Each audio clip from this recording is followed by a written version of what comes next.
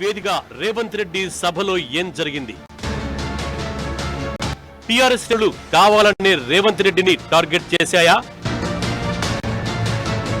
రేవంత్ రెడ్డి వర్గం రెచ్చగొట్టడం వల్లే ఈ లొల్లి జరిగిందా? భూపాలపల్లిలో గులాబీ క్యాడర్ ఓవర్ యాక్షన్ హద్దులు దాటిందా? పచ్చగా ఉన్న తెలంగాణలో చిచ్చు పెడుతున్నది ఎవరు? దాడుల సంస్కృతికి తీస్తుంది ఎవరు?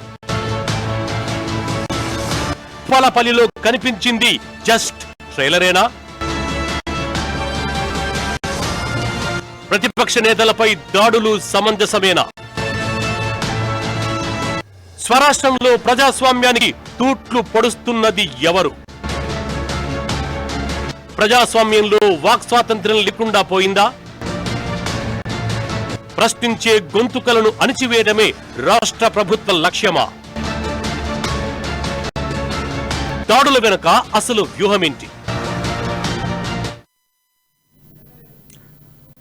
వెల్కమ్ టు అమ్మా న్యూస్. నేను ప్రణయ్.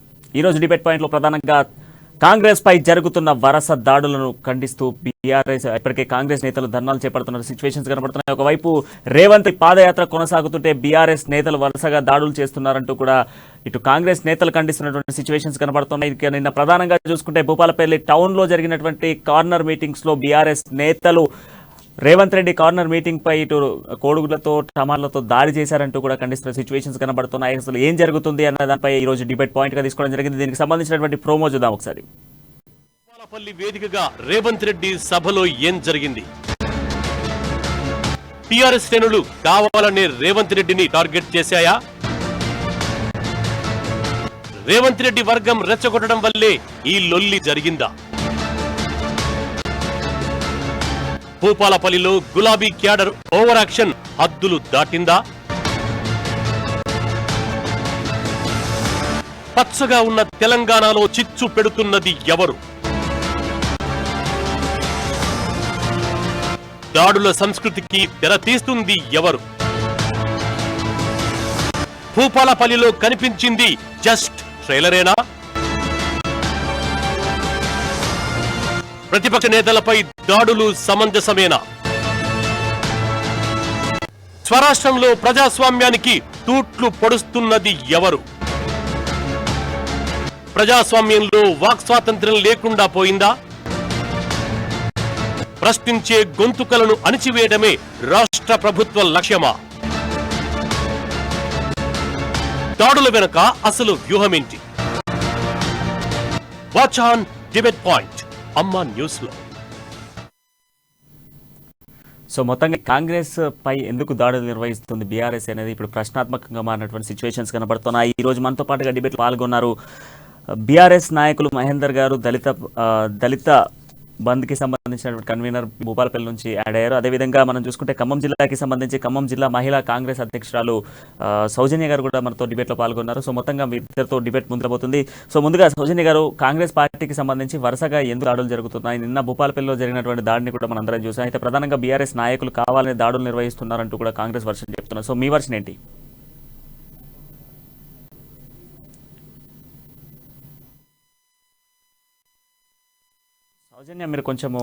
సౌజన్య గారు మీరు కొంచెము కెమెరాను డౌన్ చేసుకోండి అండ్ దాంతో పాటుగా మీరు స్క్రీన్లో రావట్లేదు, ఒకసారి స్టార్ట్ చేయండి. యా, ఇప్పుడు చెప్పండి.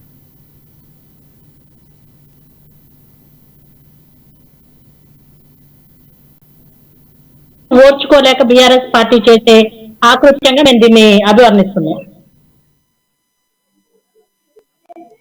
ఒకసారి మనం మహేందర్ గారు మీతో స్టార్ట్ చేద్దాం. నిన్న జరిగినటువంటి దాడిని మొత్తంగా బీఆర్ఎస్ నాయకులు కావాలనే కుట్రపూరితంగా చేశారు అంటూ కూడా కాంగ్రెస్ వర్షన్ కనబడుతోంది. రేవంత్ రెడ్డి మాటలు జారడం వల్లే బీఆర్ఎస్ దురుసుగా ప్రవర్తించింది అంటూ బీఆర్ఎస్ వర్షన్. సో మీ వర్షన్ ఏంటి అసలు? నమస్కారం అండి, నా పేరు ఇంగే మహేందర్. నేను జిల్లా రైతు బంధు జిల్లా కోఆర్డినేటర్ జయశంకర్ జిల్లా. మా గండ్ర వెంకట రమణారెడ్డి గారు ఈ మధ్యలోనే మన కేటీఆర్ గారి యొక్క మహాసభ ఏర్పాటు చేయడం జరిగిందండి. అది దాదాపు 30,000 పైచీలకు జనం రావడంతో ఫుల్ విజయవంతంగా సక్సెస్ అవడం జరిగిందండి. ఆ సంతోషంలోనే మేము అందరము ఉన్నాము, ఆ సంబరాలను ఉన్నామండి.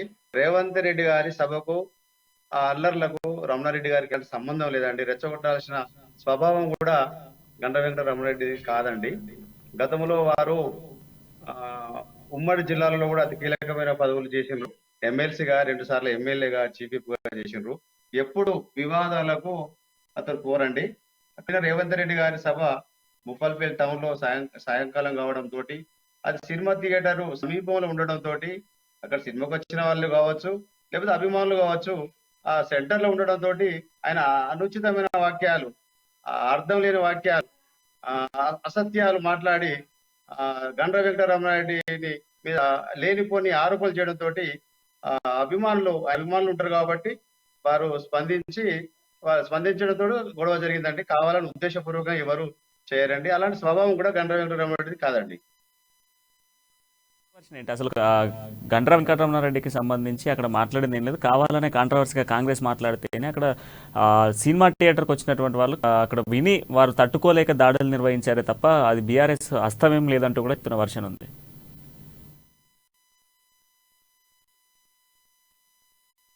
సౌజన్య కదా, సో మీ వర్షన్ ఏంటి? బీఆర్ఎస్ కావాలనే ఎప్పుడు దాడులు చేయదు, కావాలనే కాంగ్రెస్ నేతలు మాట్లాడిన మాటలకే దాడులు జరిగాయంటూ చెప్తున్న పర్సన్కి మీరేమంటారు?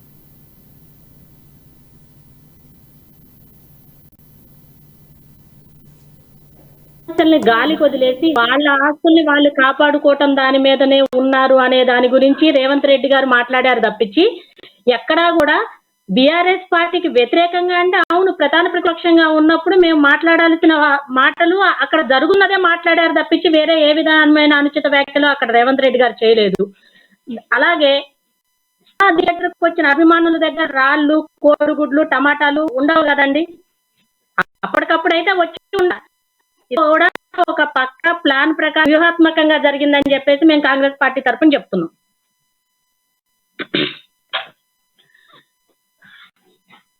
ప్రజా సమస్యలు పట్టించుకొని ప్రజల పక్షాన ఉంటే ఏ ప్రతిపక్షంగా కూడా మేము కూడా హర్షిస్తాం. కానీ ఇక్కడ ఏ ఒక్క ప్రజల పక్షాన పోరాడేటటువంటి కాంగ్రెస్ పార్టీ మీద ఆదరణ చూసి తట్టుకోలేకనే ఈ రోజు భూపాలపల్లిలో అది ప్రోగ్రామ్ ని ఎటు తిరిగి దాన్ని విచ్ఛిన్నం చేయాలని చెప్పేసి కంకణం కట్టుకొని చేసిందని చెప్పేసి కాంగ్రెస్ పార్టీ భావిస్తుందండి. సో మహేందర్ గారు ఏమంటారు? కాంగ్రెస్ పార్టీ అక్కడ చేస్తున్నటువంటి ఏదైతే బీఆర్ఎస్ పార్టీ ఇచ్చినటువంటి పథకాలకు సంబంధించి ఎక్స్ప్లెనేషన్లో భాగంగానే మాట్లాడడం జరిగింది, అక్కడ కావాలని రెచ్చగొట్టాల్సినటువంటి అవసరం లేదు కాంగ్రెస్ పార్టీకి అంటున్నారు.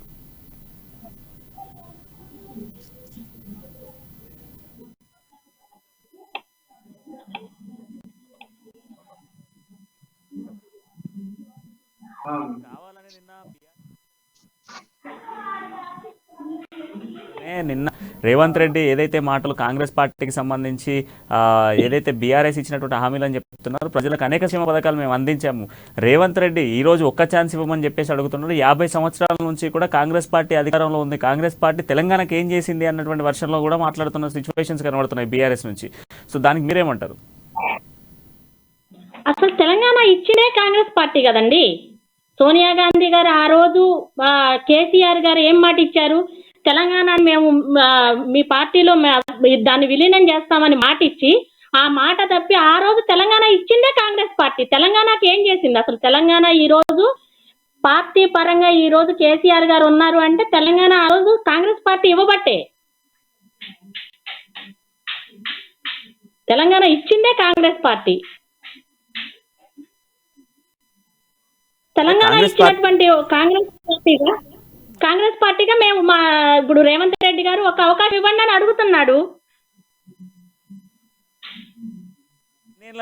ఇన్ని 50 సంవత్సరాలు అధికారంలో ఉన్నప్పుడు ఏం చేయని పార్టీ ఇప్పుడు అధికారంలోకి వచ్చి ఏం చేస్తుంది? ఇప్పుడు కాంగ్రెస్ పార్టీలో ఉన్న పార్టీలో ఇప్పటికే ముసుగులో గుద్దులాటలు జరుగుతూ ఉన్నాయి, సొంత పార్టీలో అనేక గుద్దులాటలు జరుగుతున్న నేపథ్యంలో పార్టీ ఏం బలోపేతం అవుతుంది? కాంగ్రెస్ లో రేవంత్ రెడ్డి వచ్చిన తర్వాతనే ఇన్ని ఘర్షణలు మొదలవుతున్నాయని కూడా వర్షం కనబడుతుంది కదా. ఒకటండి, ఒక కుటుంబం అన్న తర్వాత చిన్న కుటుంబంలో చిన్న సమస్యలు వస్తాయి. సమస్యలు వచ్చినంత మాత్రాన వర్గాలు విభేదాలు ఇవన్నీ కాదు. వర్గాలు విభేదాలు ఇవన్నీ ఒక రకంగా చూసుకుంటే మా దాంట్లో కంటే ఈ రోజు బీఆర్ఎస్ పార్టీలోనే ఎక్కువగా ఉన్నాయి. సో మహేంద్ర గారు మీరేమంటారు? ఇప్పుడు బీఆర్ఎస్ పార్టీలోనే అనేక భేదాలు ఉన్నాయి. అక్కడ పార్టీకి సంబంధించిన నేతలు మాట్లాడేటువంటి మాటలు, మొన్న కేటీఆర్ గారు బహిరంగ సభ పెట్టిన రోజు భూపల్లిలో వాళ్ళు మాట్లాడినటువంటి మాటలు కావచ్చు, ఇవన్నీ కూడా కొంత కాంట్రవర్సీగా ఉండడం వల్లనే ఈ రోజు అలాంటి మాటలు మాట్లాడాల్సి వచ్చింది. అక్కడ మాట్లాడింది కూడా కాంగ్రెస్ పార్టీ కేవలము అధికారంలోకి వస్తే ఏం చేస్తాము, ఇప్పుడు ప్రభుత్వం ఏం చేస్తుంది అన్నటువంటి అంశాలపైనే మాట్లాడింది. కావాలనే అదంతా కుట్రపూరితంగా అప్పటికప్పుడు సృష్టించింది కాదు, ఇది కుట్రపూరితంగానే కావాలనే చేశారంటూ కూడా ఖండిస్తున్నారు కాంగ్రెస్ నుంచి.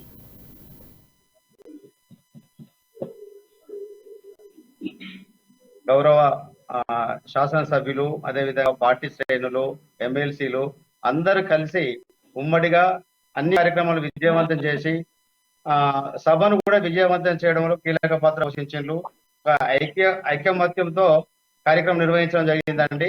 ఎలాంటి గొడవలు లేవు, ఎలాంటి సక్సెస్, చాలా విజయవంతంగా కార్యక్రమాలు నిర్వహించడం జరిగింది. మా భూపాలపల్లి నియోజకవర్గంలో ఎలాంటి గ్రూపులు ఇవ్వండి, అంతా కలిసి మన కేసీఆర్ గారి నాయకత్వంలో, మన కేటీఆర్ గారి నాయకత్వంలో ఇక్కడ పనిచేస్తున్నామండి.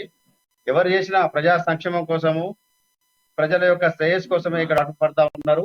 అదేవిధంగా గండ్ర వెంకట రమణారెడ్డి గారు, వారి సతీమైనటువంటి గండ్రజ్యోతి గారు కూడా జిల్లా అధ్యక్షుడిగా కూడా బీఆర్ఎస్ పార్టీ జిల్లా అధ్యక్షుడిగా వారు కొనసాగుతా ఉన్నారు. వారి నాయకత్వంలో ఇక్కడ జయశంకర్ జిల్లాలో భూపాలపల్లి నియోజకవర్గమే కాకుండా జయశంకర్ జిల్లాలో మంత్రి కాన్స్టిట్యున్సీ కూడా ఉంది. ఇక్కడ విజయవంతంగా ప్రజా సంక్షేమం, ప్రజల యొక్క సంక్షేమ ఫలాలు ప్రజలకు చేరే విధంగా, అదేవిధంగా అభివృద్ధిలో కూడా దూసుకుపోతా ఉన్నదండి.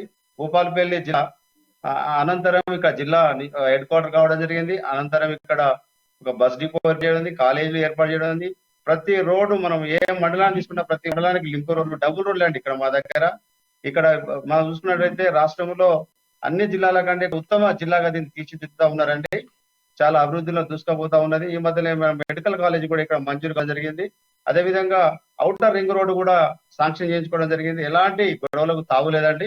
ఎమ్మెల్యే గారు, మన స్పీకర్, మన కేటీఆర్ గారు, గౌరవ కేటీఆర్ గారు కూడా మొన్న గండ్ర వెంకటరమణ నాయకత్వంలోనే ఎలక్షన్స్ పోతాయని చెప్పారు. అప్పుడు గౌరవ మాజీ స్పీకర్ గారు పక్కనే కూర్చున్నారండి. ఎలాంటి గొడవలు లేవు, ఇక్కడ అందరూ యూనిట్ గా పనిచేస్తాం. రానున్న రోజుల్లో భారీ మెజార్టీతోని గండ్ర వెంకట రమణారెడ్డి గారు విజయం సాధిస్తారు. అతనికి టికెట్ ఇస్తామని చెప్పి కూడా పరోక్షంగా కేటీఆర్ కూడా ప్రకటించడం జరిగింది. మొన్నటి గొడవకు మాకు ఎలాంటి సంబంధం లేదు, ఎందుకంటే అది సాయంత్రం పూట అయిపోయిందండి, సాయంకాలము. అదే విధంగా సినిమా థియేటర్ పక్కన ఉండడం వల్ల అది హెడ్ క్వార్టర్ కాబట్టి అక్కడ అభిమానులు గుమిగూడడం సహజం అండి. ఆ గుమిగూడే క్రమంలో వీళ్ళు బయలు ఉంటే కాంగ్రెస్ పార్టీ వారే కావచ్చు, పార్టీ వారే కావచ్చు, చేయబోయే మా పార్టీ అధికారంలోకి వస్తే, లేదా మా ఎమ్మెల్యే గారు గెలిస్తే చేయబోయే పనులు చెప్పాలి. గతంలో ఆ పార్టీ చేసిన పనులు చెప్పాల్సింది పోయి గండ్ర వెంకట రమణారెడ్డి కబ్జా చేసిండు, అది చేసి.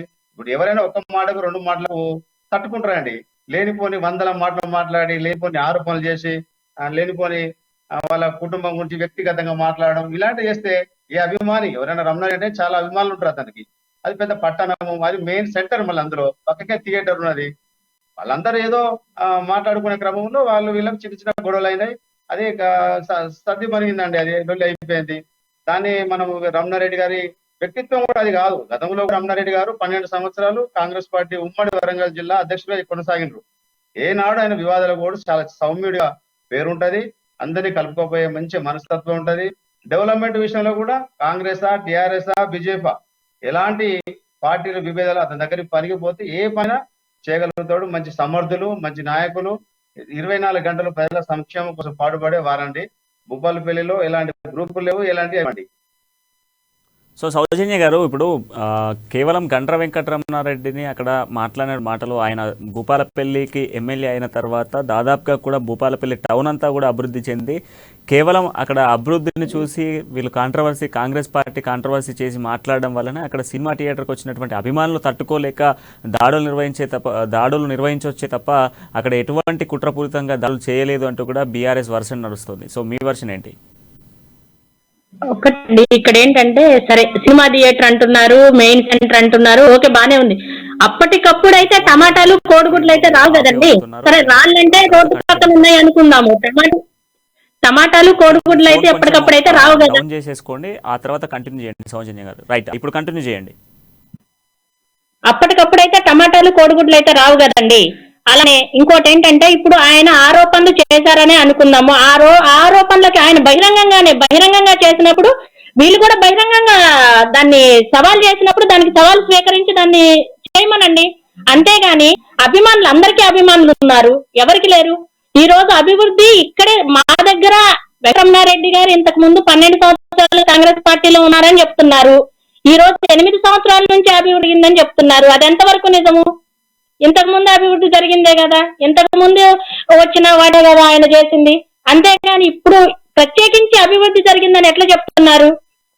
మేము అనేది ఒకటే, రేవంత్ రెడ్డి గారు ఎక్కడా కూడా ఎటువంటి అనుచిత వ్యాఖ్యలు చేయలేదు. ఎందుకంటే ఆయన ఒకటే, ప్రజా సమస్యలను తెలుసుకోవటానికే ఈ యాత్ర. అంతేగాని విమర్శలు, వ్యక్తిగత దూషణల జోలికి వెళ్లాలనేది కాంగ్రెస్ పార్టీ సిద్ధాంతం కాదు.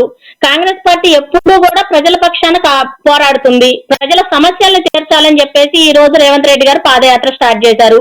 ఇది అందరం కూడా. ఇంకొకటి ఏంటంటే, ఇందాక నేను ఒకటి ఆరోపణ చేసినప్పుడు దానికి చెప్పకుండా ఆయన వేరే ఏదేదో చెప్పారు. విషయం ఏంటంటే, మేము అనేది ఏంటంటే, మా దాంట్లో వర్గ విభేదాలు ఉన్నాయి అన్నారు. నేనేమన్నా అంటే టీఆర్ఎస్ పార్టీలు కూడా వర్గ విభేదాలు ఉన్నాయి. కానీ మేమందరం కూడా అధిష్టానం అంతా కూర్చొని అందరూ సమితిగా మాట్లాడుకొని చేసే పాదయాత్ర అది. రేవంత్ రెడ్డి గారు ఎక్కడా కూడా ప్రజా సమస్యలను అడుగుతున్నారు. ఈ రోజు నిన్న ప్రీతి ఆత్మహత్య చేసుకుంది. దాని గురించి ఈ రోజు వరకు కూడా సబితా ఇంద్రారెడ్డి గారు మంత్రిగా ఉన్నారు, విద్యా మంత్రిగా. ఈ రోజు వరకు ఎవరూ స్పందించలేదు. మేము ప్రజా సమస్యల కోసం పోరాడుతున్నాం, ప్రజా సమస్యల కోసం మాట్లాడుతున్నాము. ఇప్పుడు ఓకే, ఆరోపణలు చేశారంటున్నారు. రేవంత్ రెడ్డి బహిరంగంగానే చేయదా? ఆరోపణలు బహిరంగంగానే చేశారు కదా, బహిరంగంగా చెప్పమనండి. ఎందుకు ఈ కోడిగుడ్లతోటి రాళ్లతోటి?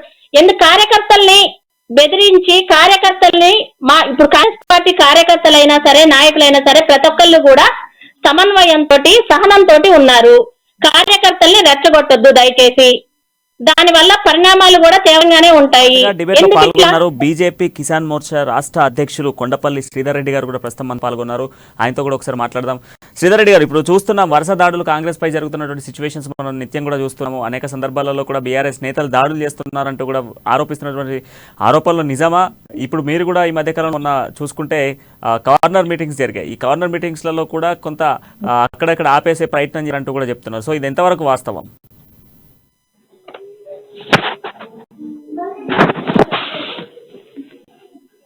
మాట్లాడుతున్నది వినపడుతుందా?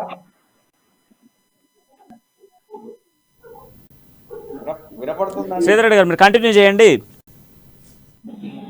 నేను మాట్లాడేది వినపడుతుందా?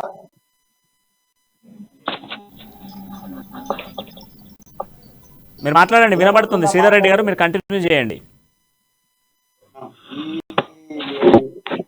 నిన్న మొన్న పరిస్థితులు చూస్తా ఉంటే టిఆర్ఎస్ పార్టీ, కాంగ్రెస్ పార్టీ మరొకసారి మ్యాచ్ ఫిక్సింగ్ పాలిటిక్స్ చేస్తున్నాయి, డైవర్షన్ పాలిటిక్స్ చేస్తున్నాయి అని చెప్పి అనిపిస్తా ఉంది.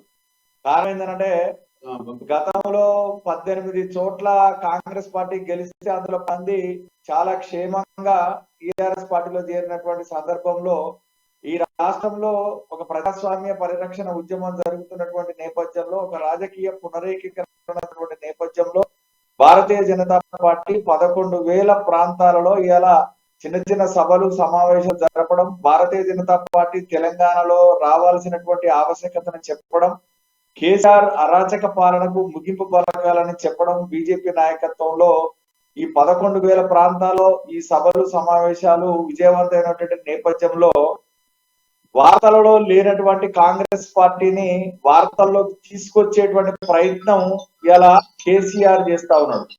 దానిలో భాగంగానే ఏడినట్టు చేయి, నేను ఏడిసినట్టు చేస్తా అనేటువంటి పద్ధతిలో ఇలా సోదిలో లేని కాంగ్రెస్, ఢిల్లీలో లేదు, గల్లీలో లేని వార్తల్లోకి తీసుకొచ్చేటువంటి ప్రయత్నం చేస్తా ఉన్నారు. కాంగ్రెస్ పార్టీ ఇలా దివాలా తీసినటువంటి బ్యాంకు లాంటిది, తాయిలా పడినటువంటి కార్ఖానా లాంటిది. దాని గురించి ఢిల్లీలో అడిగేటోడు లేడు, గల్లీలో అడిగేటోడు లేడు.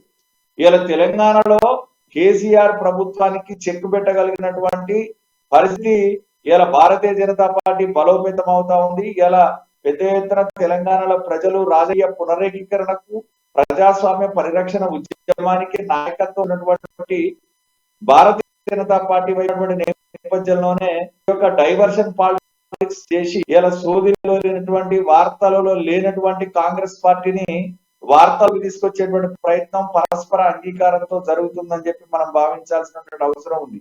నిజానికి ప్రజల యొక్క సమస్యలు తెలుసుకోవడానికి ఈ రాష్ట్రంలో రేవంత్ రెడ్డి గారికి ఏ సమస్యలు తెలియదు. ఇలా ఈ తెలంగాణ ప్రాంతాన్ని ఉమ్మడి ఆంధ్రప్రదేశ్ గా ఉన్నప్పుడు అతి ఎక్కువ కాలం పాలించినటువంటి కాంగ్రెస్ పార్టీకి ఇక్కడ ఉన్నటువంటి సమస్యలు తెలియదా? సమస్యల కాంగ్రెస్ పార్టీ కాదా?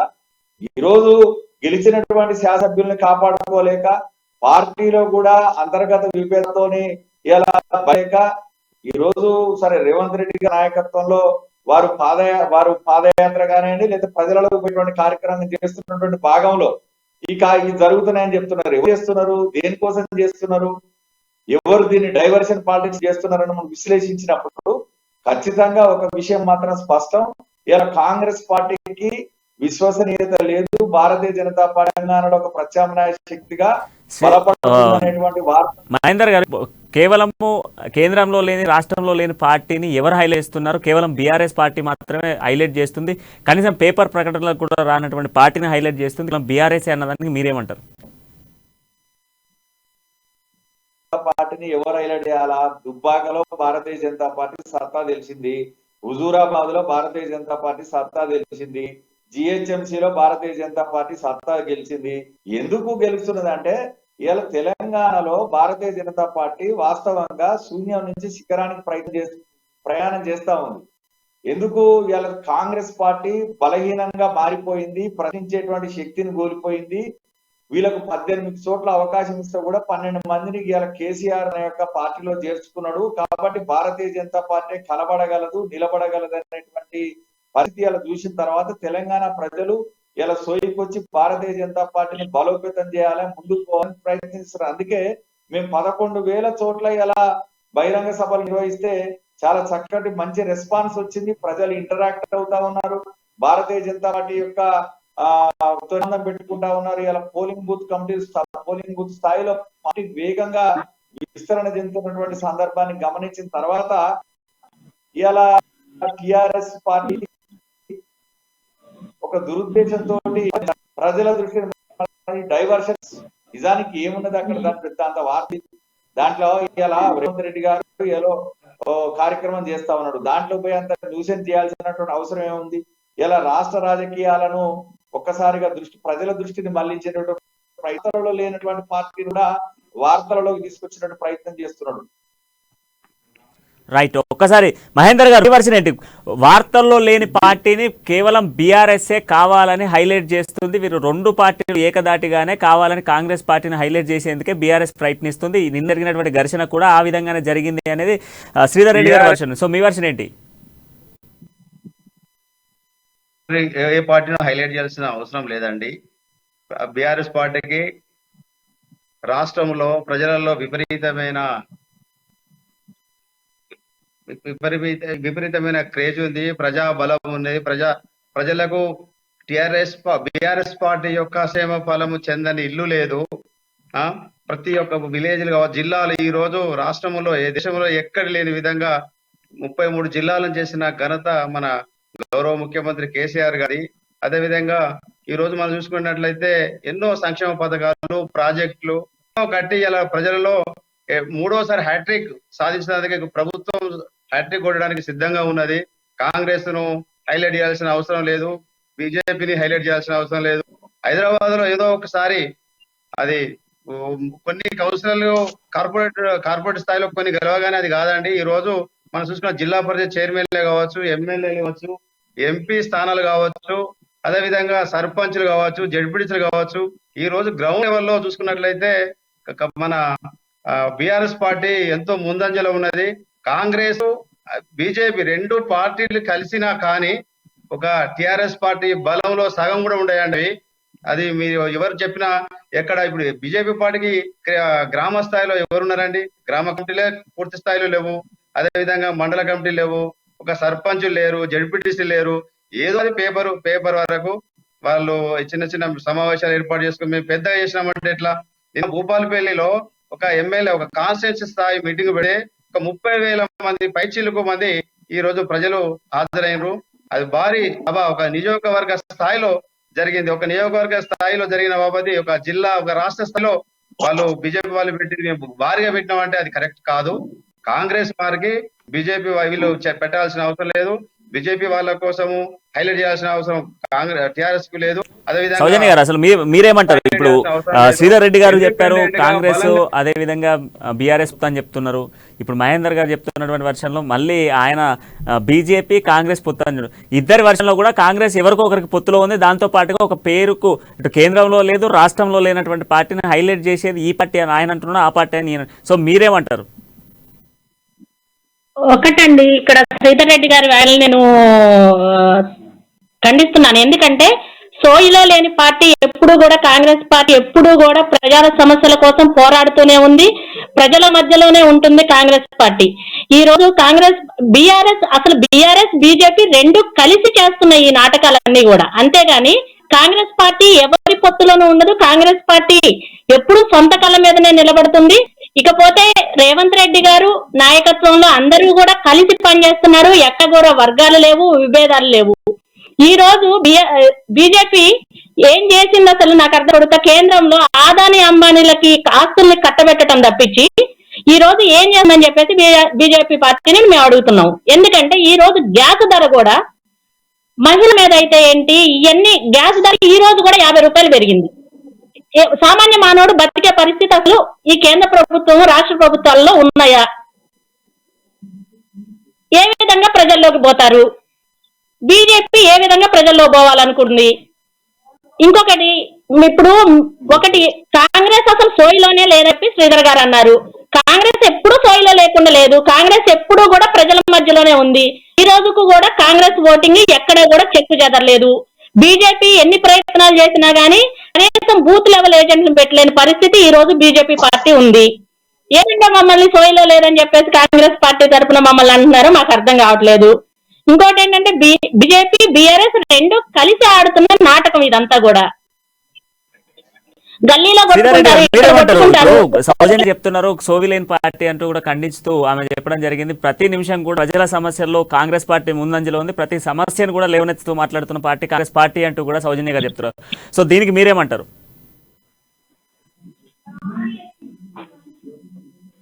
కాంగ్రెస్ పార్టీకి గతమే తప్ప వర్తమానం లేదు, భవిష్యత్తు లేదు. కారణం ఏంటంటే వాళ్ళ యొక్క స్వీయ ఆలోచన విధానంతో పూర్తి స్థాయిలో వాళ్ళు ఏ రకంగా దెబ్బతిన్నారో తెలంగాణ ప్రాంతాల్లో మనం గమనించినాం. గెలిచినటువంటి ఎమ్మెల్యేలను కూడా కాపాడుకునేటువంటి శక్తి ఆ పార్టీకి లేదని గమనించిన తర్వాతనే ఇలా పూర్తిగా తెలంగాణలో కాంగ్రెస్ పార్టీకి ప్రజలలో విశ్వసనీయత కోల్పోయారు. ఇలా దేశంలో ఒకప్పుడు మరి చక్రం తిప్పినటువంటి పార్టీ ఉప ప్రాంతీయ పార్టీగా మారిపోయినటువంటి పరిస్థితి వచ్చింది.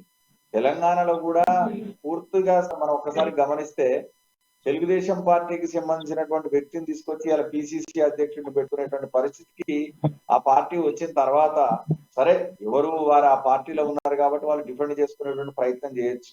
రెండోది, భారతీయ జనతా పార్టీ పూర్తి స్థాయిలో ఉన్న బలమేందో 11,000 శక్తి కేంద్రాలలో మేము మీటింగ్ నిర్వహించి అక్కడ స్థానిక నాయకుని యొక్క అధ్యక్షతన మేము మీటింగులు నిర్వహించిన తర్వాత కూడా ఇంకా మేము భారతీయ జనతా పార్టీ విస్తరించి భారతీయ జనతా పోలింగ్ బూత్ స్థాయిలో మనిషి లేడు అనే వాదన అర్థం లేనిది. రెండోది, ఈ రాజకీయ పునరేకీకరణలో భారతీయ జనతా పార్టీ బలపడదని చాలా స్పష్టమైన సంకేతాలు రావడానికి ప్రధానమైన కారణం దుబ్బాక తీసుకోండి, హుజరాబాద్ తీసుకోండి, జిహెచ్ఎంసి తీసుకోండి, ఇప్పుడు మొన్న జరిగినటువంటి మునుగోడు కూడా ఇవాళ భారతీయ జనతా పార్టీ 86,000 ఓట్లు సాధిస్తే కాంగ్రెస్ పార్టీ ఎక్కడుంది? కాంగ్రెస్ పార్టీకి ఎన్ని ఓట్లు వచ్చినాయి? కాబట్టి నేనేదో ఆధారరహితమైనటువంటి వ్యాఖ్య చేయడం లేదు. భారతీయ జనతా పార్టీని ప్రజలు ఓటు చేసుకుంటున్నారు. భారతీయ జనతా పార్టీ మాత్రమే ఇలా కేసీఆర్ తోని టిఆర్ఎస్ తోటి కొట్లాడగలిగినటువంటి పరిస్థితిలో ఉందని ప్రజలు భావిస్తున్నారు. ఇలా కాంగ్రెస్ పార్టీ అందుకే 3వ స్థానంలోకి వెళ్ళిపోయింది. కాబట్టి ఇది నేను ఆధారాలతో మాట్లాడుతున్నటువంటి మాటే తప్ప భారతీయ జనతా పార్టీకి వేగంగా బలం పెరుగుతున్నటువంటి విషయాలలో సైంటిఫిక్ సపోర్ట్ తో నేను మాట్లాడుతున్నా. ఇలా కాంగ్రెస్ పార్టీలో వాళ్ళు చెప్పేదాన్ని వాళ్ళకే లేదు. వాళ్ళ పార్టీ నాయకుడే అన్నాడు చాలా స్పష్టంగా, అది ఎన్నికలకు ఎన్నికల తర్వాత నాకు తెలియదు కానీ మేము ఖచ్చితంగా టీఆర్ఎస్ తో కలవాల్సిన పరిస్థితి వస్తుందని చెప్పి వాళ్ళ నాయకుడే అన్నాడు. మేము మాట్లాడినటువంటి మాట కాదు అది. సో మహేందర్ గారు మీరేమంటారు? ఇప్పుడు ఇంతకుముందు సౌజన్య గారు మాట్లాడుతూ ఒక మాట మాట్లాడడం జరిగి ఇక్కడ బీఆర్ఎస్ బీజేపీ రెండు కూడా ఏకదాటిగా చేసేటువంటి పార్టీలే, అనునిత్యం కూడా కాంగ్రెస్ పార్టీ అనేది ప్రజల్లో ఉన్నటువంటి పార్టీ, అట్లాంటి పార్టీని కేవలం వీళ్ళు ఊహతో మాత్రమే ప్రజల్లో లేదు అని చెప్పుకుంటున్నారు. అనునిత్యం సమస్యల పోరాటంలో రేవంత్ రెడ్డి ముందంజలో ఉన్నారు. కాంగ్రెస్ పార్టీ ఎప్పుడు కూడా ప్రజల సమస్యలు నెరవేర్చేందుకే ముందుకు వెళ్తున్నటువంటి పార్టీని కావాలని వీళ్ళు మభ్యపెడుతున్నారు అనేది సౌజన్య గారి వర్షన్. సో దీనికి మీ వర్షన్ ఏంటి? ఎన్నికల్లో మన రేవంత్ రెడ్డి గారు పిసిసి అధ్యక్షుడు ఉన్న సమయంలోనే మన కమలాపూర్ ఎన్నికల్లో మన టిఆర్ఎస్ అభ్యర్థి మీద పోటీగా కాంగ్రెస్ ఒక బలహీనమైన అభ్యర్థిని పెట్టి బీజేపీ గెలవడం కొరకు వారి ఇద్దరు చీకటి ఒప్పందం ఏ విధంగా చేసుకున్నారో మన తెలంగాణలో ప్రజలందరూ గమనించాలండి. మనం చూసుకున్నట్లయితే ఈటల రాజేందర్ గారు రేవంత్ రెడ్డి గారు కూడా ఒక హోటల్లో మాట్లాడుకొని ఆ ఒప్పందం ప్రకారం ఒక సామాన్యుణ్ణి బలహీనుని అక్కడ పెట్టి కనీసం నామమాత్రం ప్రచారం చేసి అతనికి ఎలాంటి ఆర్థిక స్తోమత లేని ఒక క్యాండిడేట్ పెట్టి బలహీనమైన క్యాండిడేట్ పెట్టి పరోక్షంగా బీజేపీ గెలవడానికి కృషి చేసిన సంగతి అందరు గమనించాలండి. అదేవిధంగా మన క్షేత్ర స్థాయిలో కనుక గమనించినట్లయితే బీఆర్ఎస్ పార్టీ అనేది మేము చెప్తా ఉన్నామండి, రానున్న రోజుల్లో ఘన విజయం సాధించడం ఖాయము. ఎందుకంటే బీజేపీ అనేది వారు సభలకే పరిమితం అవుతారు తప్పితే క్షేత్ర స్థాయిలో వాళ్ళకు క్యాడర్ లేదు, ప్రజలలో ఆదరణ శూన్యము. ఎందుకంటే వారు ప్రజలకు చేసింది ఎలాంటిది ఏం లేదు. ఈరోజు పప్పు ధరలే చూడండి, అదేవిధంగా మనం పెట్రోల్ ధర చూడండి, కిరోసిన్ ధర చూడండి, ప్రతి నిత్యావసర ధరలు కేంద్ర ప్రభుత్వం ఈ రోజు పెంచుకుంటా పోతా ఉన్నాయండి. పార్టీ అంటూ మీద అంటే నిత్యం కూడా కేంద్ర ప్రభుత్వం పెంచుతున్నటువంటి ధరలు కావచ్చు, ఇవన్నీ కూడా కేంద్ర ప్రభుత్వం చేసి ప్రజల మీద భారం మోపుతుంది అంటారా మీరు? 100% అండి. ఈ రోజు ప్రజలకు భారము కలుగుతా ఉందంటే కేవలం బీజేపీ ప్రభుత్వం వల్లనండి. వాళ్ళు బీజేపీ ప్రభుత్వం ఒక్క పథకము ఒక్కటంటే ఒకటి మేము తెలంగాణ ప్రజలకి పథకం చేసినాము, ప్రాజెక్టుకు నిధులు ఇచ్చినాము, లేదంటే విద్యార్థుల కోసం ఒక్కసారి మహేందర్ గారు, శ్రీధర్ రెడ్డి గారు ఇప్పుడు ఏదైతే మహేందర్ అన్న వర్షన్ మీరు అర్థమైంది కదా, ప్రజల పైన భారం మోపుతున్నటువంటి ఏకైక పార్టీ బీజేపీ ఏ ఒక్క పథకం కూడా రాష్ట్ర ప్రజలకు ఏమి ఇచ్చింది చెప్పమని అంటున్నారు. సో దీని వర్షన్ ఏంటి మీరు?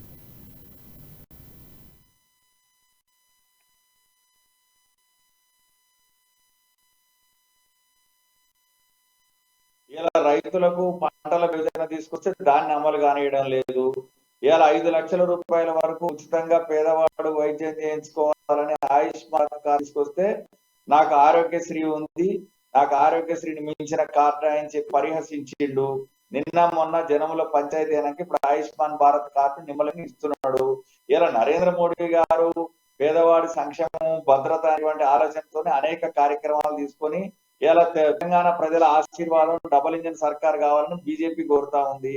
ఇవాళ 12 రూపాయలకే ప్రమాద బీమా, 330 రూపాయలకే జీవిత బీమా ఇచ్చిన, బేటీ బచావో బేటీ పడావో పథకం కింద సుకన్య సమృద్ధి యోజన తీసుకొచ్చి ఆడపిల్లల సంరక్షణ కోసం అధిక వడ్డీతో వచ్చేటువంటి పొదుపు పథకం తీసుకొచ్చిన, అటల్ పెన్ యోజన తీసుకొచ్చిన, ఇవాళ ఈ శ్రమ్ పేరుతోనేటువంటి భద్రత కార్డులు తీసుకొచ్చిన, ఇవాళ గ్రామాలకు కూడా ఇలా మౌలిక అభివృద్ధి కోసం కేంద్రం నుంచి నిధులు ఇస్తున్నా, ఇవన్నీ కూడా ప్రజలు గమనిస్తున్నారు కాబట్టి భారతీయ జనతా పార్టీ బలపడుతున్నది.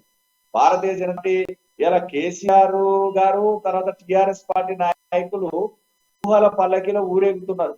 ప్రజలు వాస్తవాలు గమనిస్తున్నారు, వాళ్ళు భ్రమలలో ఉన్నారు. భారతీయ జనతా పార్టీకి బలం ఎక్కడిది, భారతీయ జనతా పార్టీ క్షేత్రస్థాయిలో ఎక్కడ బలం ఉందని చెప్పి వాళ్ళు ఊహల పల్లికలో ఊరేగుతున్నారు. కానీ నిశ విప్లవం కింద జరుగుతున్నది. అందుకే ఇవాళ మేము తెలంగాణ వ్యాప్తంగా 11,000 శక్తి కేంద్రాలలో నిర్వహించినటువంటి సమావేశాలలో ఇలా కేసీఆర్ మీద ఎంత వ్యతిరేకత ఉన్నదో స్పష్టమైంది. అందుకనే ఇవాళ కొత్తగా డైవర్షన్ పాలిటిక్స్ పేరుతోని ఇవాళ సుదిలో లేని వార్తల్లో లేనటువంటి రేవంత్ రెడ్డిని వార్తల్లో తీసుకొచ్చేటువంటి ప్రయత్నం చేస్తా ఉన్నారు. ఇలా కాంగ్రెస్ పార్టీతో వాళ్ళు ఎప్పుడైనా కానీ మళ్ళీ అటగాగేటువంటి అవకాశం ఉంది కాబట్టి కాంగ్రెస్ పార్టీని కూడా మళ్ళా కొద్దిగా వార్తలలో తీసుకొచ్చేటువంటి ప్రయత్నంలో భాగంగానే ఈ యొక్క డైవర్షన్ పాలిటిక్స్ తప్ప భారతీయ జనతా పార్టీ చాలా వేగంగా తెలంగాణ బలపడుతున్నది. అందరి అంచనాలను తలకిందులు ఖచ్చితంగా తెలంగాణలో అధికారంలోకి వచ్చే దిశగా ఇలా భారతీయ జనతా పార్టీ ముందుకు పోతా ఉంది. సౌజన్య గారు చెప్పండి, మీరేమంటారు? ఇప్పుడు 2 వర్షన్స్ వింటున్నారు, ఎక్కడ చూసినా కాంగ్రెస్కి ఉనికి లేదు, కాంగ్రెస్ తెలంగాణలో ఎక్కడ పుంజుకుంటుందండి, దేశంలోనే కాంగ్రెస్ పార్టీకి ఉనికి లేదు అని చెప్పేసి ఇరు పార్టీల నుంచి కూడా వర్షన్ వస్తుంది. కానీ ఇరు పార్టీల నుంచి వర్షం వచ్చినప్పటికీ కూడా కాంగ్రెస్ ఎందుకు దాడి జరుగుతున్నాయి? మొన్న చూసుకుంటే కాంగ్రెస్ పార్టీకి సంబంధించినటువంటి యూత్ కాంగ్రెస్ అబ్బాయి తోట పవన్ పైన దాడి జరిగింది. అనంతరం కూడా నిన్న భూపాల్పల్లిలో ఉదయం సమయంలో ఫ్లెక్సీల చింపుడు, తర్వాత ఈవినింగ్ టైంలో పరస్పర అంటే దాడులు జరిగినటువంటి సిచ్యువేషన్స్ ఉన్నాయి. సో ఎందుకు పార్టీకి పాదయాత్ర జరుగుతూ ఉంది, కార్నర్ మీటింగ్స్ జరుగుతూ ఉన్నాయి, జరుగుతున్నటువంటి నేపథ్యంలో ఎందుకు ఇటువంటి చర్యలు జరుగుతూ ఉన్నాయి? భావి భారత ప్రధాని అయ్యేటటువంటి రాహుల్ గాంధీ గారు అక్కడ భారత్ జోడో యాత్ర ఏ విధంగా అయితే ఆయన ముందుకెళ్లారో అదే విధంగా ఇక్కడ రేవంత్ రెడ్డి గారు పాదయాత్ర తోటి తెలంగాణ రాష్ట్రంలో కూడా ముందుకెళ్తున్నారు. ఈ ఏంటంటే ప్రజల్లో వచ్చిన ఆదరణని తట్టుకోలేక ఈ రోజు బీజేపీ టీఆర్ఎస్ ప్రభుత్వం రెండు కూడా ఆరోపణలు చేస్తున్నాయి తప్పించి అలాంటి ఉనికే లేని పార్టీ మీద మరి దాడులు ఎందుకు, ఉనికే లేని పార్టీ మీద మాట్లాడటం ఎందుకు? ఇదన్నీ కూడా కరెక్ట్ కాదు. ఒకటే, ఎప్పటికీ కూడా కాంగ్రెస్ పార్టీ ఎప్పటికీ కూడా తన సొంత కాళ్ళ మీద నిలబడుతుంది. పార్టీ ఎప్పటికీ కూడా నిర్వీర్యం కాదు. పార్టీ అని ఈ రోజు బీజేపీ వాళ్ళు మాట్లాడుతున్నారు, 15 లక్షలు ప్రతి ఒక్కళ్ళ అకౌంట్ లోనూ వేస్తాను, బ్లాక్ మనీ అంతా తీసుకొచ్చి నేను 15 లక్షలు వాళ్ళ అకౌంట్ లో వేస్తాను అన్నటువంటి మోడీ గారు అధికారంలోకి వచ్చి ఈ రోజు వరకు దాన్ని ఊసే ఎత్తలేదు. ఎత్తకపోగా ఆ రోజు 410 రూపాయలు గ్యాస్ ధర ఉంటే దాన్ని హైలైట్ చేసి ఆ రోజు ఆ గ్యాస్ ధర మీద ఎన్నో చేశారు. ఈ రోజు గ్యాస్ ధర 1150 రూపాయలు అయ్యి మళ్ళీ నిన్న 50 రూపాయలు పెంచి. సుమేందర్ గారు, ఇప్పుడు ఇంతకుముందు శ్రీధర్ రెడ్డి గారు చెప్పడం జరిగింది, దాదాపుగా కూడా 11,000 బహిరంగ సభలు పెట్టినప్పటికీ కూడా ఎంత ఉనికి ఉంది బీజేపీకి అనేది స్పష్టంగా అర్థమైంది. సో బీజేపీ అనేది రాబోయే రోజులలో అధికారంలోకి రాబోతున్నటువంటి పార్టీ. తెలంగాణలో ప్రజలందరూ కూడా బీజేపీని అధికారంలోకి తీసుకురావాలన్నటువంటి ఆలోచనలతో ఉన్నారంటూ కూడా శ్రీధర్ రెడ్డి గారు చెప్తున్న వర్షన్. సో మీ వర్షన్ ఏంటి? అధికారం రావడం అనేది ఒక కళ అండి. ఆ కళ కనుక్కో వాళ్ళు కానీ హక్కు ప్రతి వారికి ఉంటుందండి. బీజేపీ వారికి బీజేపీ అనేది తెలంగాణ ప్రాంతంలో కనీసం ఉన్న సీట్లు కాపాడుకుంటే అదే గొప్ప అండి. ఎందుకంటే ఈ రోజు గమనించండి మీరు, గౌరవ కేటీఆర్ గారు ఒక రాష్ట్ర మంత్రి ఒక నియోజకవర్గానికి వచ్చి ఒక 100 కోట్ల పైబడి ఒక రింగు రోడ్డు శాంక్షన్ చేయించారండి. అదే విధంగా ఒక స్థానిక ఎమ్మెల్యే గారు అడగగానే ఒక 50 కోట్లతోని మున్సిపల్ మన ఏదైతే టౌన్ ఉంటుందో భూపాల్పేట టౌన్ లో 50 కోట్ల నిధులు మంజూరు చేశారండి. ఒక ఎమ్మెల్యే తన సొంత మన స్టేట్ లో ఒక ఎమ్మెల్యే అడగగానే ఇచ్చారండి. ఒక ప్రధానమంత్రి, దేశ ప్రధానమంత్రి ఇప్పుడు ఎన్నిసార్లు పర్యటన చేశారండి మన రాష్ట్రానికి? ఒక్క నిధి కనీసం ఒక ప్రాజెక్ట్ కు నిధులు ఇచ్చినరా? ఇక ఈ రోజు చూడండి, మన తెలంగాణలో ఎక్కడ ఏ రాష్ట్రంలో లేని విధంగా, ఏ దేశంలో లేని విధంగా ప్రాజెక్టులు కడుపుతా ఉన్నారు. విద్యార్థుల భవిష్యత్తు కోసము ఇక కేంద్ర ప్రభుత్వాన్ని ఎన్నిసార్లు మొరబెట్టుకున్నా వాళ్ళు ఇవ్వకపోతే ఈ రోజు మెడికల్ కాలేజీలు ఎక్కడ ఏ రాష్ట్రం కూడా ఎక్కడ కాదు ఇన్ని జిల్లాకు మెడికల్ కాలేజీలు మంజూరు చేస్తా ఉన్నారు. సచివాలయాలు మంజూరు చేస్తా ఉన్నారు. ఎక్కడ ఒక నిధి వారు రాష్ట్రానికి వచ్చినప్పుడు తన ప్రత్యేకతను గుర్తించుకోవడానికి భారతదేశం ఇక్కడి నుంచి పన్నులు తీసుకెళ్తారు, నుంచి అన్ని తీసుకెళ్తారు. కనీసం ఒక ప్రధానమంత్రి వచ్చినప్పుడు తను ఈ రాష్ట్రానికి వచ్చినందుకు ఏదో మంజూరు ఇవ్వాలి కదండి. వాళ్ళ ప్రత్యేకతను గుర్తించుకోవాలి కదా. కనీసం ప్రజల మీద ప్రేమ లేకున్నా, రాష్ట్రం మీద ప్రేమ లేకున్నా కనీసం నరేంద్ర మోడీ గారు వచ్చిండ్రు, ఈ పని ఇచ్చిండ్రు, ఈ శాంక్షన్ చేసిరు, ఈ ఐటీ లేదంటే మన ఒక ప్రాజెక్టుకు నిధులు ఇచ్చిండ్రు, లేదంటే పేద ప్రజల కోసం కొత్త స్కీమును ప్రవేశపెట్టిళ్ళు, లేకపోతే హైదరాబాద్ డెవలప్మెంట్ కోసం ఒక స్కీమ్ను ప్రవేశపెట్టిళ్ళు. ఏదో ఒకటి ఉండాలి కదా. రావడము, బీజేపీ కార్యకర్తల మీటింగ్ పెట్టడము, 4 మాటలు మాట్లాడడము, రెచ్చగొట్టడం తప్పితే పేపర్ కు పులులే మాత్రం. బీజేపీ వాళ్ళు కేవలం పేపర్ పులులేనండి. వాళ్ళు చేసింది ఏది లేదు. తెలంగాణ బీజేపీ పార్టీ అనేది కేవలం పేపర్ స్టేట్మెంట్ పనిచేసేటువంటి పార్టీ అనేది చెప్తా ఉన్నారు. దాంతో పాటుగా బీజేపీ కేవలం రెచ్చగొట్టేటువంటి తత్వాన్ని పెంచుతుంది తప్ప ప్రజలకి ఉపయోగపడేటువంటి స్కీమ్స్ ను ఏమీ తీసుకురావట్లేదు అనేది కూడా ఇక్కడ మహేందర్ గారి వర్షన్. సో మీ వర్షన్ ఏంటి? నేను అనేది ఈ డిబేటు కేంద్రం ఏం చేసింది, రాష్ట్రం ఏం చేసింది అని పెడితే ఒక రోజంతా నేను చెప్పడానికి సిద్ధంగా ఉన్నా. ఇవాళ తెలంగాణలో మొత్తం భారతదేశంలోనే అత్యధిక అంశము బీఆర్ఎస్ అనేటువంటి పార్టీ ఏకకాలంలో బీజేపీ కాంగ్రెస్ పై వరుస దాడులు, దాంతో పాటుగా పరస్పర దాడులు ఎందుకు జరుగుతున్నాయి? బీజేపీ అనేటువంటి పార్టీ కార్నర్స్ మీటింగ్ పెట్టినప్పుడు ఎందుకు బీఆర్ఎస్ దాడి చేస్తూ ఉంది? దాంతో పాటు బీఆర్ఎస్ చేస్తున్నటువంటి పథకాలకు సంబంధించి బీజేపీ ఎందుకు కాంట్రవర్సీ చేస్తుంది అన్నటువంటి వర్షన్ రోజు మనం కంటిన్యూ చేయబోతున్నాం. సో దీనికి ఫైనల్ గా శ్రీధర్ రెడ్డి గారు మీ దగ్గర ఉన్నటువంటి వర్షన్ ఏంటి? మాట్లాడదాం అంటే నేను రోజంతా మాట్లాడడానికి సిద్ధంగా ఉన్నా. ఇవాళ తెలంగాణలో అభివృద్ధి పనులు ఏమైనా జరుగుతున్నాయంటే కేంద్ర ప్రభుత్వం చొరవతోనే జరుగుతున్నాయి. జాతీయ రహదారుల నుండి అయినా ఎయిమ్స్ వచ్చినా, ఇవాళ గ్రామాలలో గ్రామ పంచాయతీలకు నిధులు వచ్చినా, ఏ విషయం మీద వారు చర్చించడానికి సిద్ధంగా ఉన్నారో చెప్పండి, దానికి సిద్ధంగా ఉన్నా. ఇలా మనం డైవర్షన్ పాలిటిక్స్ గురించి మాట్లాడుతున్నాం, రాజకీయ పరిస్థితుల గురించి మాట్లాడుతున్నాం. మీరు ఆ సందర్భంలో డిబేట్ పెట్టారు కాబట్టి నేను దాని మీద పరిమితమై మాట్లాడుతున్నా. అభివృద్ధి గురించి మాట్లాడదామని మహేందర్ గారు అంటే మీరు చర్చను కంటిన్యూ చేయండి, నేను దానికి సిద్ధంగా ఉన్నా. ఇలా జరుగుతున్నది ఏంది, తెలంగాణ ఉన్నట్టుండి రేవంత్ రెడ్డి మీద మీరు జరిగినటువంటి సంఘటన మీద మీరు డిబేట్ అన్నారు. ఇలా హఠాత్తుగా వార్తలో లేనటువంటి కాంగ్రెస్ పార్టీని, చచ్చిపోయినటువంటి కాంగ్రెస్ పార్టీని బతికించే ఇలా కేసీఆర్ ప్రభుత్వం చేస్తున్నదని ఇలా ఆధార సహితంగా మాట్లాడుతా ఉన్నా. భారతీయ జనతా పార్టీ తెలంగాణలో ఒక నూతన ఉత్తేజంతో పోలింగ్ బూత్ స్థాయిలో 11,000 ప్రాంతాలలో సభలు సమావేశాలు నిర్వహించడం, కేసీఆర్ అరాచక పాలన గురించి మాట్లాడటం, కేంద్రంలో నరేంద్ర మోడీ గారు ప్రవేశపెట్టినటువంటి సంక్షేమ పథకాల గురించి చెప్పడం, ఇవన్నీ చూసిన తర్వాత ఇంటెలిజెన్స్ నివేదికలు తెప్పించుకున్నటువంటి కేసీఆర్ గారు ఇలా చచ్చిపోయినటువంటి కాంగ్రెస్ పార్టీని మళ్ళా బయటికి తీసుకొచ్చి బతికిచ్చి బ్యాలెన్స్ చేసేటువంటి ప్రయత్నంలో భాగంగా డైవర్షన్ పాలిటిక్స్ చేస్తున్నారని చెప్పి నేను అంటున్నా. ఇక అభివృద్ధి గురించి మాట్లాడదామా, సంక్షేమం గురించి మాట్లాడదామా, కేంద్రం ఏం చేసింది, రాష్ట్రం ఏం చేసింది చెప్పడానికి సిద్ధంగా ఉన్నా. ఇవాళ కేంద్ర ప్రభుత్వము అతివృష్టి వస్తే, అనావృష్టి వస్తే రైతులను కాపాడటం కోసం ప్రధానమంత్రి ఫసల్ బీమా తీసుకొస్తే పంటల బీమా యోజనను తెలంగాణలో ఈ ముఖ్యమంత్రి ఎందుకు అమలు చేయట్లేదో మహేందర్ గారు చెప్పాలా. పరీక్షలు నిర్వహించి సాయిల్ హెల్త్ కార్డు చేయాలని చెప్పి 300 కోట్ల రూపాయలు తెలంగాణకి పంపితే ఇంతవరకు ఏ జిల్లాలో భూసార పరీక్షలు ఎందుకు నిర్వహించలేదో ఇలా మహేందర్ గారు చెప్పాలా. ఇలా నరేంద్ర మోడీ గారు అభివృద్ధి విషయంలో చెప్పాల్సి వస్తే ఈ దేశంలో 75 సంవత్సరాలలో ఏ ప్రధానమంత్రి ఆలోచించలేదు. ఒక సామాన్యుడు భద్ర గురించి గతంలో ఎందుకు ఏ ప్రధానమంత్రి ఆలోచించిండు?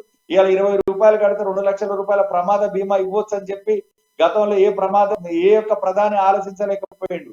ఇలా 330 రూపాయలకు 2 లక్షల రూపాయల జీవిత బీమా ఇవ్వగలుగుతాం అని చెప్పి ఏ ప్రధానమంత్రి గతంలో ఆలోచించలేకపోయాడు. ఇలా అసంఘటిత కార్మికులను ఆదుకోవడం కోసం ఈశ్వర కార్డులు తీసుకొచ్చిండు నరేంద్ర మోడీ గారు, ఆయుష్మాన్ భారత్ కార్డులు తీసుకొచ్చిండు. ఇలా నరేంద్ర మోడీ గారు ప్రజల గుండెల్లోకి వెళ్ళిపోయిండు, గడప గడపకి వెళ్ళిపోయిండు, ఇంటికి వెళ్ళిపోయిండు. ఇలా వీళ్ళ బాధ ఏంటంటే ఖచ్చితంగా భారతీయ జనతా పార్టీ చాప కింద నీరులా తెలంగాణ విస్తరిస్తున్నది అనేటువంటి బాధ, శోభ. ఎందుకంటే కాంగ్రెస్ పార్టీ అయితే ఈజీగా మేనేజ్ చేయొచ్చు. 18 మంది గెలిస్తే 12 మందిని పట్టకపోయినాం కదా. భారతీయ జనతా పార్టీ దాడులు జరుగుతున్నాయంటారా శ్రీధర్ రెడ్డి గారు? అంటే కేవలము బీజేపీ దూసుకెళ్తుంది అన్నటువంటి వర్షం పైనే దాడులు జరుగుతున్నాయంటారా మీరు? కదా ఈ పరిస్థితిలో ఉన్నారు తప్ప ఇలా పూర్తి స్థాయిలో మీరు డిబేట్ దేని మీద కంటిన్యూ చేద్దామంటే అది చెప్పండి, దాని మీద నేను సిద్ధంగా ఉన్నా. లెక్కలతో మీరు చెప్పినటువంటి సమాధానంలోనే బీజేపీ ప్రజల్లోకి వెళ్తుంది అన్నటువంటి ఆలోచనతోనే బీఆర్ఎస్ దాడులు చేస్తుందా? ఖచ్చితంగా ఇలా అక్కస్తోటి అక్కడక్కడ పూర్తి స్థాయిలో బీజేపీ సభలను కూడా అవాంతరం కల్పించేటువంటి ప్రయత్నం చేశారు, సభలను అడ్డుకునేటువంటి ప్రయత్నం చేశారు. కొన్ని చోట్ల కొంత అసాంఘిక శక్తులను కూడా సభలకు పంపించేటువంటి పని చేశారు. కానీ భారతీయ జనతా పార్టీ కార్యకర్తలు నిలువరించడానికి సిద్ధంగా ఉన్నాం. మేము ఒక సిద్ధాంతం కోసం పనిచేసేటువంటి పశ్చిమ బెంగాల్లో నరమేధం చేస్తున్నా, కమ్యూనిస్టులు ఇబ్బంది పెట్టినా, తృణమూల్ కాంగ్రెస్ ఇబ్బంది పెట్టినా ఎదురొడ్డి పోరాడినటువంటి కార్యకర్తలం. మేము ఒక సిద్ధాంతం కోసం పనిచేసేటువంటి కార్యకర్తలం కాబట్టి ఈ యొక్క టిఆర్ఎస్ పార్టీ యొక్క అరాచకాల ఎదిరింపులకు భయపడే ప్రశ్నే లేదు. ఇలా కేరళలోనే బెంగాల్లోనే మొత్తంగా ఇప్పుడు ఒక ఇద్దరికి సంబంధించిన వర్షన్ విన్నారు దాదాపు చాలా సేపటి నుంచి. ఇద్దరు కూడా చెప్తున్నారు కాంగ్రెస్ పార్టీకి ఉనికి ఎక్కడ ఉందండి, కాంగ్రెస్ పార్టీ అనేది కేవలము ఒక అపోహతోనే వస్తుంది, అధికారంలోకి వస్తా ఉన్నటువంటి ఒక అపోహ తప్ప 50 సంవత్సరాల నుంచి అధికారంలో ఉన్నటువంటి పార్టీ ఏం చేసింది అనేది ప్రశ్న మాత్రమే కనబడుతూ ఉంది. కేవలం బీఆర్ఎస్ అనేటువంటి పార్టీ దాడులు చేయబట్టే ఈ రోజు కాంగ్రెస్ అనేది కొంత హైలైట్ కనబడుతుంది తప్ప కాంగ్రెస్ పార్టీకి అంత సీన్ లేదు అనేది వర్షన్. సో దీనికి మీరేం చెప్తారు? ఇప్పుడు శ్రీధర్ రెడ్డి గారే చెప్పారు, ఇప్పుడన్నా చూసి ఓర్వలేక బీఆర్ఎస్ పార్టీ బీజేపీ సభల్లో కూడా చిన్న చిన్న అవాంతరాలు కల్పిస్తుంది అని చెప్పేసి. అంటే కాంగ్రెస్ పార్టీ మీద ఉన్న అభిమానము, కాంగ్రెస్ పార్టీ మీద వచ్చిన ఆదరణ అయితే ఏంటి? సర్వేల్లో వచ్చిన రిపోర్ట్స్ చూసే బీఆర్ఎస్ పార్టీ కాంగ్రెస్ పార్టీ మీద ఇలాంటి దాడులు చేస్తుందని చెప్పేసి మేము ఆరోపిస్తున్నాము. ఇంకొకటి ఏంటంటే రేపు మేము ఖచ్చితంగా ఒకటే చెప్తున్నాం, రేవంత్ రెడ్డి గారు సిఎల్పి నేత బట్టి విక్రమార్క గారి సారథ్యం రేపు ఖచ్చితంగా తెలంగాణ రాష్ట్రంలో అధికారంలోకి రాబోయేది కాంగ్రెస్ పార్టీ అని చెప్పేసి మేము ఘంటాపథంగా లీవ్ చేస్తున్నాం. ఎందుకంటే ఈ రోజు శ్రీధర్ రెడ్డి గారు మాట్లాడే మాటల్లో ఎంతసేపటికి అసలు ఉనికే లేదు అంటూ వాళ్ళ ఉనికిని ప్రశ్నించుకున్నట్టుగా నాకు అనిపించి, ఎందుకంటే కాంగ్రెస్ పార్టీ ఉనికి ఎక్కడ కోల్పోయిందని చెప్పేసి మేము అడుగుతున్నాము. రాహుల్ గాంధీ గారు భారత్ జోడో యాత్ర చేస్తుంటే ఎన్నో వేల మంది జనం ఆయన్ని చూడటానికి అయితే ఏంటి, ఆయన్ని వాళ్ళ సమస్యలు తెలియజేయడానికి అయితే ఏంటి వస్తుంటే ఓర్వలేక బీజేపీ పార్టీ ఎన్నో అవంతరాలు కలగజేసింది. మరి ఇప్పుడు ఇక్కడ బీఆర్ఎస్ పార్టీ అదే పని చేస్తుంది. మరి ఇక్కడ బీజేపీ బీఆర్ఎస్ పార్టీ ఒకటే కదా, మరి ఎక్కడ మాకు ఉనికి కోల్పోయామని చెప్పేసి మేము ప్రశ్నిస్తున్నాం. సో ఎక్కడ మహేందర్ గారు, సో ఎక్కడ ఉనికి కోల్పోయింది కాంగ్రెస్? కేవలం బీజేపీ, ఇప్పుడు బీజేపీ వర్షన్ విన్నాం, కాంగ్రెస్ వర్షన్ కూడా విన్నాం. ఇద్దరు కూడా చెప్పేది ఒకటే, కావాలని బీఆర్ఎస్ పార్టీలు ఎక్కడ బలోపేతం అవుతాయో, ప్రజలకు ఎక్కడికి వెళ్తుందో అన్నటువంటి ఆలోచనతోనే, ఒక అపోహతోనే దాడులు నిర్వహిస్తూ తప్ప అనేది వాళ్ళ వర్షన్ కనబడతా ఉంది. నిన్న జరిగినటువంటి ఇష్యూలో కూడా కేవలం అపోహతోనే దాడులు చేశారనేది కూడా వర్షన్ కనబడుతుంది. సో దీనికి ఫైనల్గా మీరేం చెప్తారు?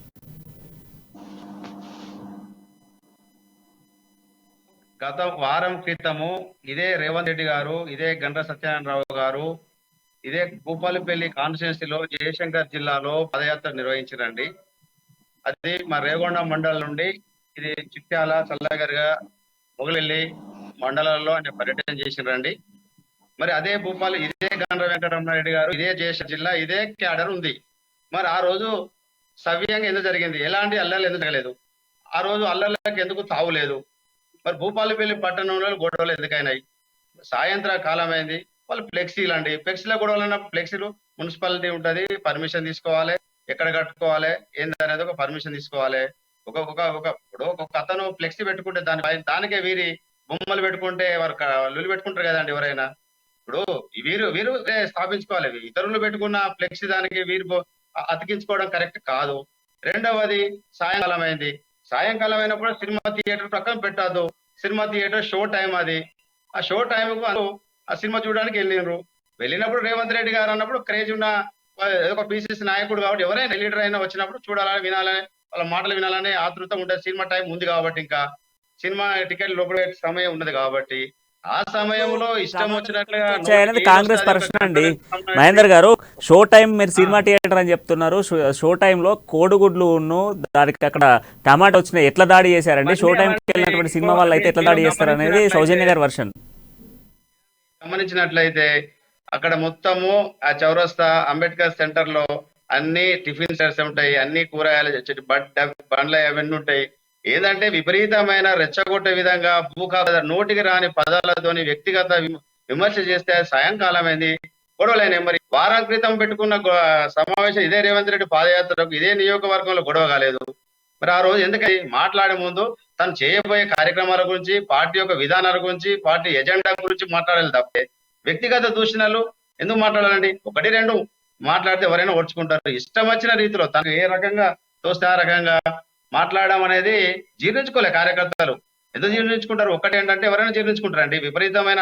అదే విధంగా ఇప్పుడు అన్నగారు అంటా ఉన్నారు శ్రీరెడ్డి గారు, మరి బీజేపీ మీద కూడా దాడి జరిగింది. ఇప్పుడు బీజేపీ వాళ్ళు బండి సంజయ్ వ్యక్తిగత దూషణలే కారమంటారా? దాడులకు వ్యక్తిగత దూషణలే కారమంటారా? వ్యక్తిగతంగా ఎందుకుంటుందండి? ఎవరికి ఉంటుంది వ్యక్తిగతంగా? అనరాని మాటలు అంటే ఎవరైనా. ఈ రోజు మన షర్మిల గారు ఉన్నారు నర్సపేటలో పాదయాత్ర, మరి రాష్ట్రం జరిగినప్పుడు ఎక్కడ గొడవ రాలి. ఆయన విపరీతమైన దూరంలో మాట్లాడితే ఒక స్టైల్లో ఉంటారండి, ఒక్కొక్క ప్రాంత భాషలో ఒక స్టైల్లో ఉంటారు.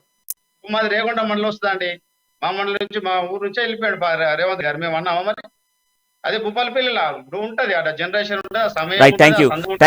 థ్యాంక్ యూ మహేందర్ గారు, అదేవిధంగా థ్యాంక్ యూ శ్రీధర్ రెడ్డి గారు, థ్యాంక్ యూ సౌజన్య గారు. సో మొత్తంగా పాదయాత్రలో జరుగుతున్నటువంటి దాడిలో కేవలం వ్యక్తిగత దూషణలే కారణం అంటూ చెప్తా ఉన్నారు. ఒకవైపు బీజేపీ వర్షన్ చూసినప్పటికీ ఎక్కడ అధికారంలోకి వస్తామన్నటువంటి ధోరణిని వారికి తగిలిన వెంటనే వారు ఎక్కడ ఓర్చుకోలేక ఈ దాడులు జరుగుతున్నాయంటూ కూడా బీజేపీ చెప్తున్నటువంటి వర్షం కనబడుతుంది. ఇక కాంగ్రెస్కి సంబంధించి చూసినప్పటికీ ప్రజలలో టీఆర్ఎస్ ప్రభుత్వానికి ఉన్నటువంటి ఏదైతే చేస్తున్న ప్రజల్ని ఏ విధంగా మభ్యపెడుతున్నారు, ప్రజల్ని ఏ విధంగా మోసం చేస్తున్నారు అన్నటువంటి వర్షన్స్ చెప్పినందుకే ఈ రోజు రేవంత్ రెడ్డిపై దాడులు జరిగాయంటూ కూడా చెప్తున్న పరిస్థితులు అయితే కనబడుతున్నాయి. సో మొత్తంగా పోటాపోటీగా ఈ రోజు డిబేట్ పాయింట్ జరిగింది. రేపటితో డిబేట్ పాయింట్తో మళ్ళీ కలుద్దాం. అంటే నేను చూస్తూనే ఉండండి అమ్మా న్యూస్, నిజం కోసం జనం కోసం.